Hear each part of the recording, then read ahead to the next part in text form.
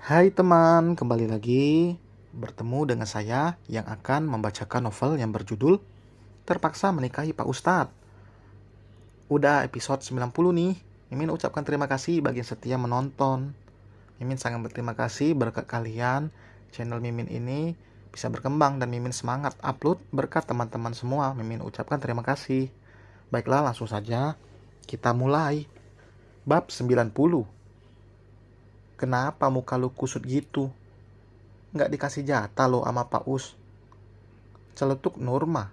Saat ini, Alika, Nurma, dan Cynthia sedang melakukan panggilan video. Gue lagi bad mood aja, jawab Alika seadanya. Ya kenapa? Bad mood kan pasti ada alasannya, ujar Cynthia. Ini yang bikin gue kesel. Gue nggak tahu kenapa gue bad mood gini, papar Alika. Jangan-jangan lo hamil lagi, tebak Nurma. Alika berdecak. Mana mungkin? Meskipun tidak memakai KB, tapi Alika yakin ia tidak mungkin hamil. Ia dan Syafiq memiliki cara tersendiri menunda kehamilan tanpa KB. Karena dari awal Syafiq memang melarang Alika untuk menggunakan itu. Karena tidak ingin terus ditanya, Alika mengalihkan kamera depan menjadi bagian belakang yang diarahkan pada si kembar yang sedang bermain. Hai, bonekanya Aunty makin gemoy banget sih, seru Cynthia.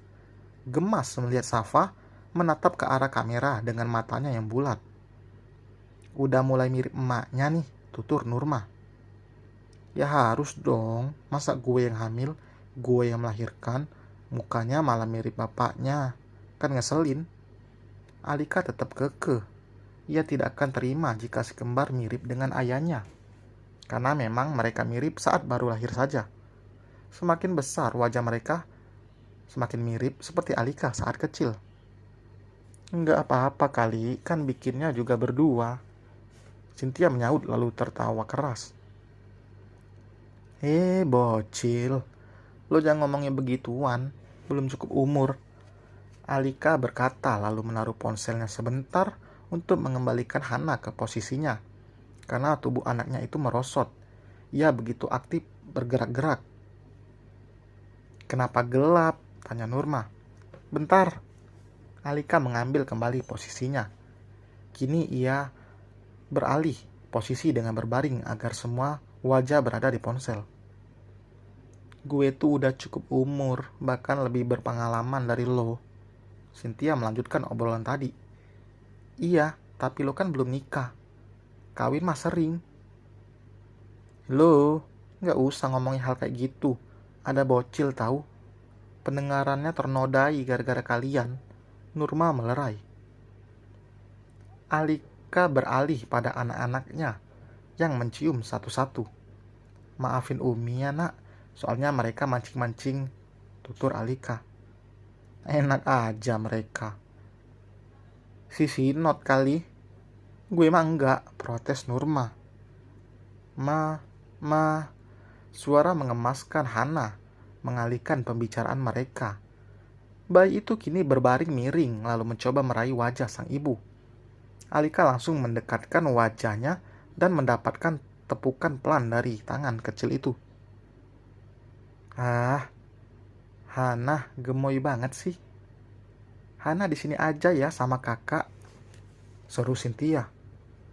Kakak, gak pantas kali, balas Nurma.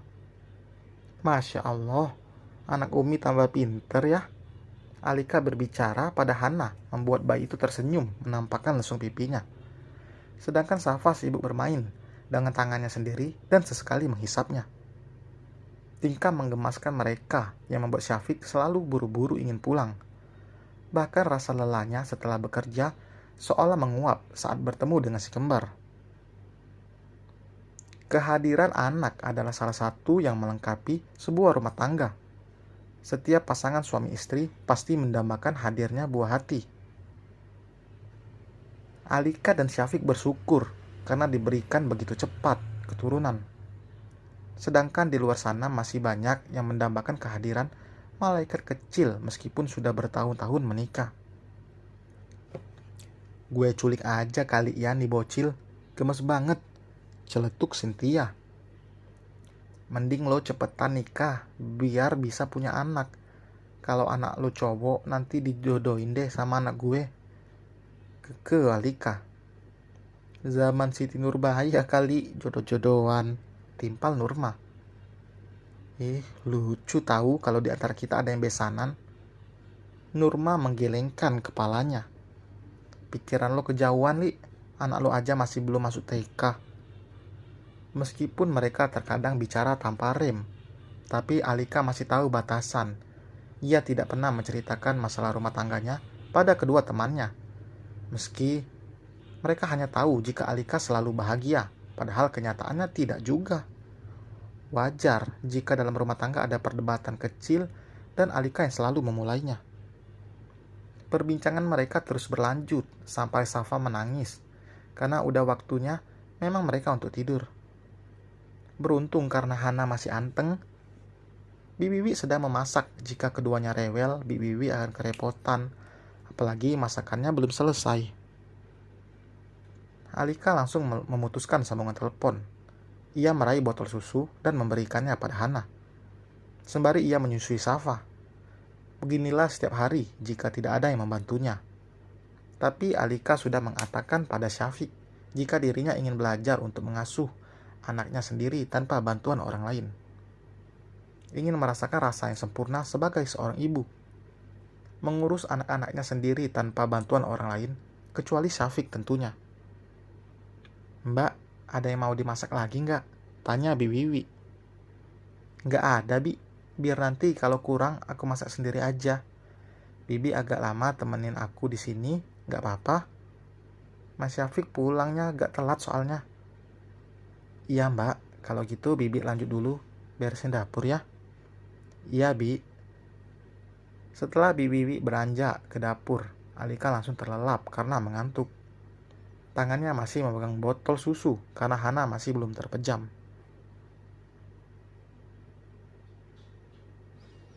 Alika yang baru saja keluar dari kamar mandi merasa heran saat mendapatkan notifikasi WA yang beruntun.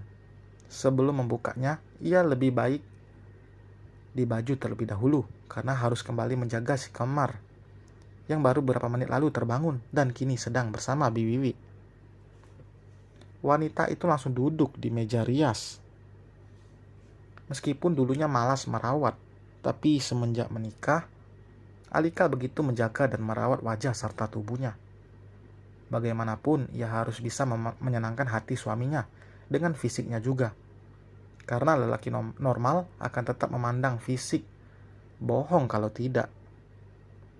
Kayaknya nanti balik ke Bogor, gue harus ke salon deh. Muka gue kelihatan layu di... Udah lama juga nggak disapa. Memanjakan diri sebelum memanjakan suami. Gumam Alika sambil mengaplikasikan sunscreen di wajahnya. Meskipun tidak keluar rumah, tapi memakai sunscreen adalah sesuatu yang wajib bagi Alika. Karena sinar UV dari matahari masih bisa masuk ke dalam ruangan melalui jendela atau kaca dan memapar kulit. Paparan sinar UV ini lama-kelamaan bisa menyebabkan penuaan dini, dan Alika tidak mau itu terjadi. Membayangkan wajahnya terlihat tua di usianya yang belum menginjak 20 membuatnya bergidik ngeri. Selesai dengan rutinitasnya, Alika meraih benda pipinya yang tadi berdering itu. Dahinya berkerut mendapati nomor asing mengirimkan foto-foto. Karena penasaran, Alika langsung membuka, tapi jaringan tiba-tiba menghilang. Kok jaringan tiba-tiba ngilang sih?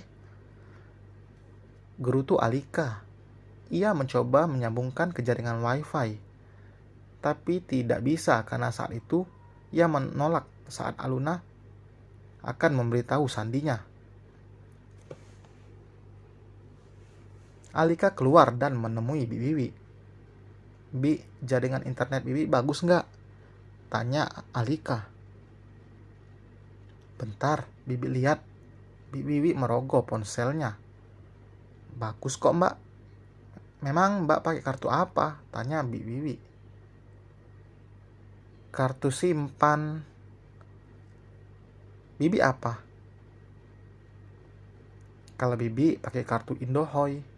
Jawab Bibi. Bi, hotspot sebentar boleh nggak? Nanti aku ganti, soalnya mau buka chat susah karena jaringan tiba-tiba hilang. Nggak usah diganti mbak, pakai aja. Makasih ya Bi. Alika begitu penasaran ingin membuka foto-foto itu, meskipun ia tidak tahu siapa pengirimnya. Mata Alika membulat sempurna saat semua foto itu terbuka. Ia bahkan memperbesar agar bisa melihat lebih jelas. Ia menggelengkan kepalanya, tidak percaya dengan apa yang dilihatnya. Dadanya bergemuruh dengan rahang mengeras, karena emosinya yang mulai meluap. Gak mungkin, gumam Alika. Selesai teman untuk bab kali ini. Jangan lupa bagi yang belum subscribe, segera subscribe. Bagi yang belum ya, bagi yang sudah, terima kasih mengucapkan. Sampai berjumpa di bab berikutnya. Bye.